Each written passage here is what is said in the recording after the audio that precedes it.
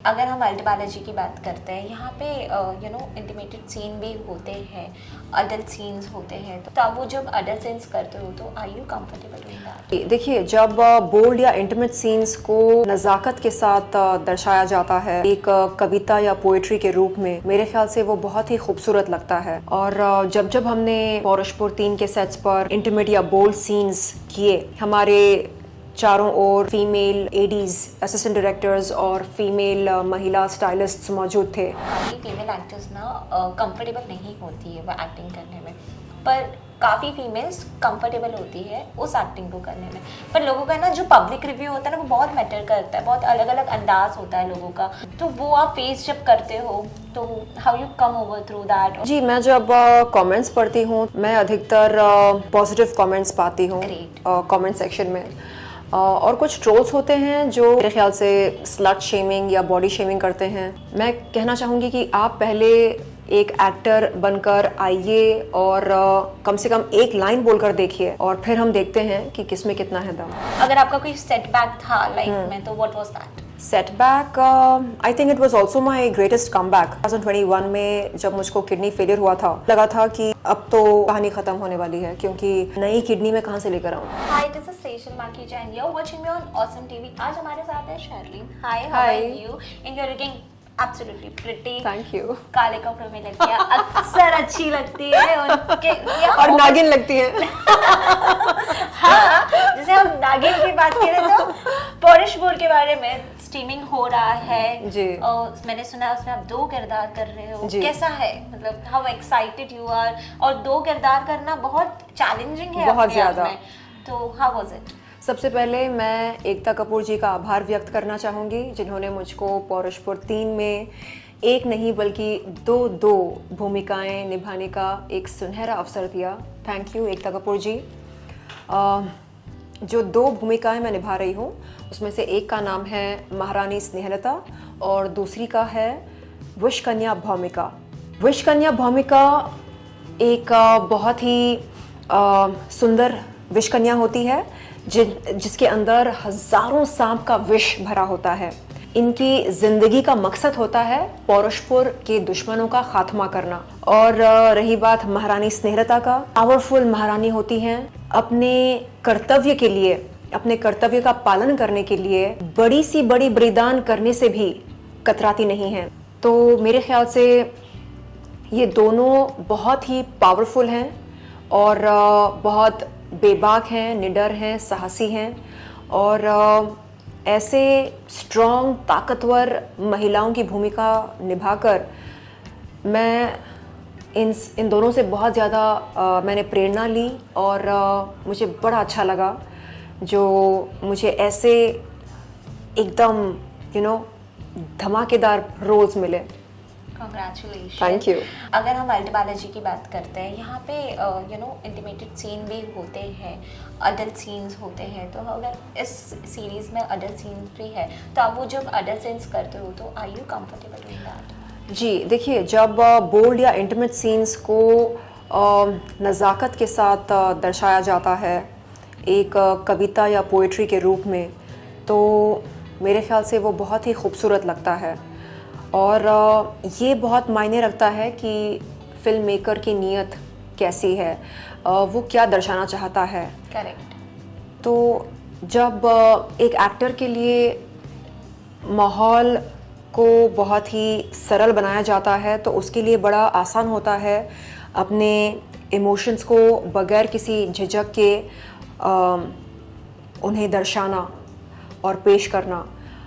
और जब जब हमने पौरुषपुर 3 के सेट्स पर इंटीमेट या बोल्ड सीन्स किए, हमने देखा कि कैसे हमारे चारों ओर फीमेल महिला एडीज, असिस्टेंट डायरेक्टर्स और फीमेल महिला स्टाइलिस्ट्स मौजूद थे हमें कंफर्टेबल फील कराने के लिए। तो मेरे ख्याल से ये बहुत ज़रूरी होता है, क्योंकि जब आर्टिस्ट बहुत ही कंफर्टेबल फील करता है तो उसके जो इनहिबिशंस होते हैं, जो रिजर्वेशंस होते हैं, वो सब ख़त्म होने लगती हैं और वो एक बहुत ही सरल वातावरण में अपने इमोशंस को, अपने सेंटिमेंट्स को दर्शा सकता है. So at the end of the day मैं कहना चाहूँगी कि it's all about how comfortable you make an actor feel. Correct. अगर हम इंटीमेट, जैसे अभी आपने इंटीमेट सीन की बात की है, काफ़ी फीमेल एक्टर्स ना कंफर्टेबल नहीं होती है वो एक्टिंग करने में, पर काफ़ी फीमेल्स कंफर्टेबल होती है उस एक्टिंग को करने में. पर लोगों का ना जो पब्लिक रिव्यू होता है ना वो बहुत मैटर करता है. बहुत अलग अलग अंदाज होता है लोगों का. अगर हम सोशल मीडिया पे कुछ डाल दे तो लोग अलग अलग तरीके की बातें करने लगते हैं.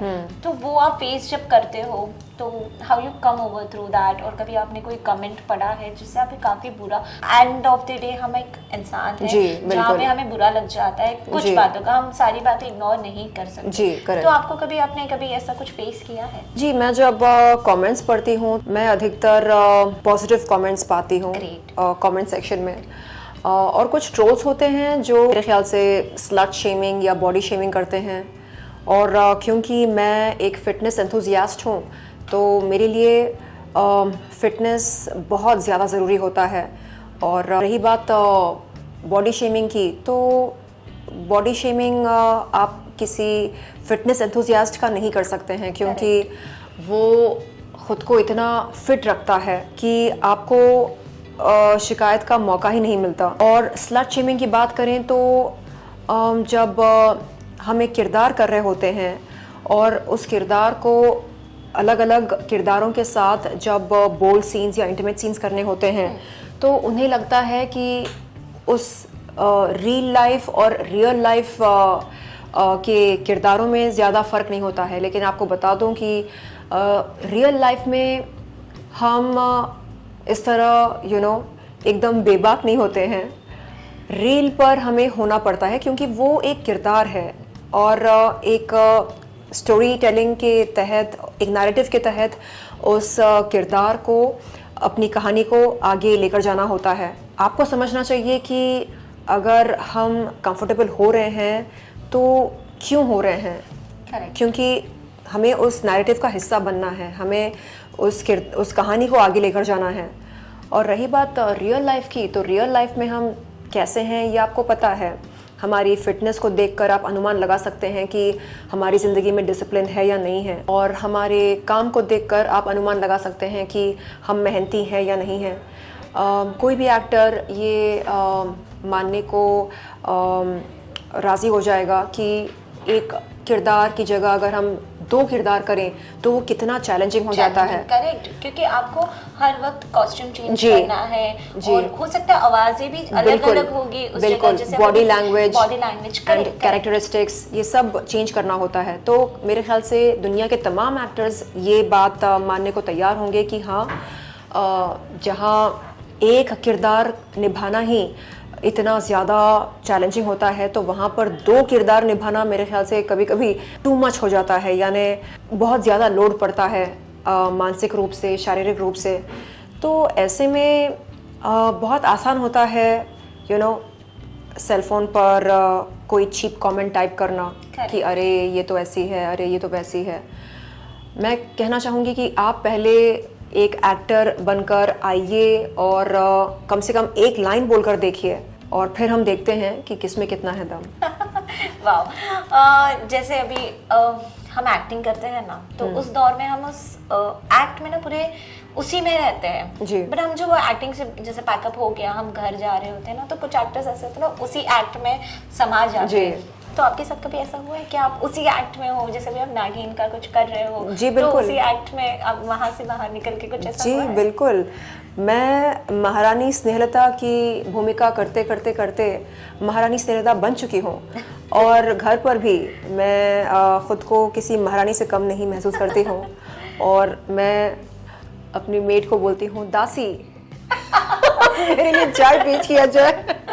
You do that? दासी तो नहीं बोलती हूँ लेकिन उसका नाम लेकर बोलती हूँ, चाय पेश किया जाए.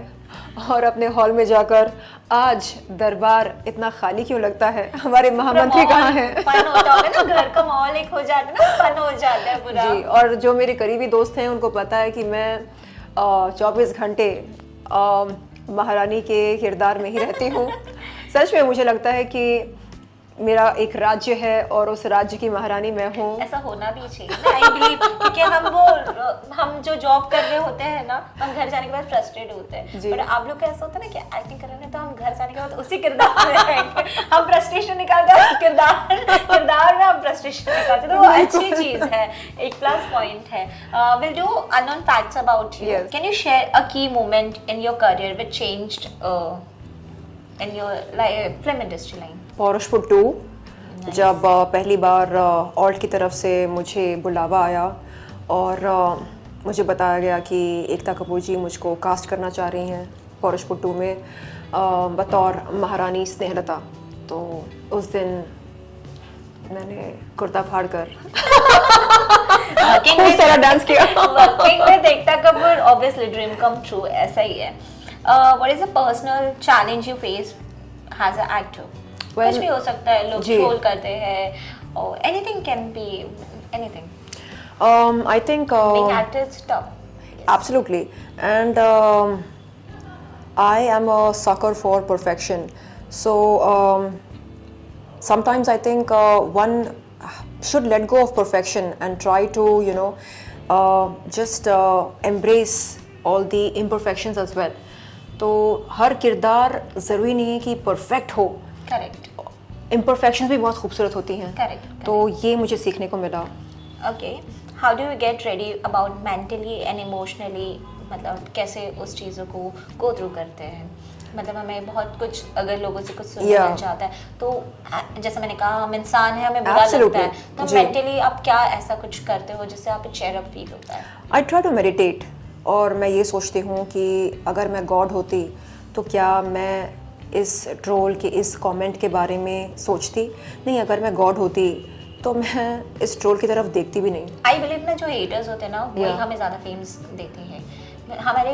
हमें जो पसंद करते हैं वो तो देते हैं, Yeah. वही हेटर्स ज़्यादा और फेम देते हैं। तो Yeah. आई बिलीव हेटर्स होना भी Yeah, ज़रूरी actually है, they are our balance. secret lovers. Yes, balance। हाँ, वो ऑब्सेस्ड होते हैं ना, हमें Yeah. बार-बार आके देखते हैं, Yes, ऑब्सेस्ड होते हैं yes. हमसे। अगर आपका कोई सेटबैक था लाइफ में, तो what was that? Setback, I think it was also my greatest comeback. 2021 में जब मुझको किडनी फेलियर हुआ था, तो मुझे लगा था कि अब तो कहानी ख़त्म होने वाली है, क्योंकि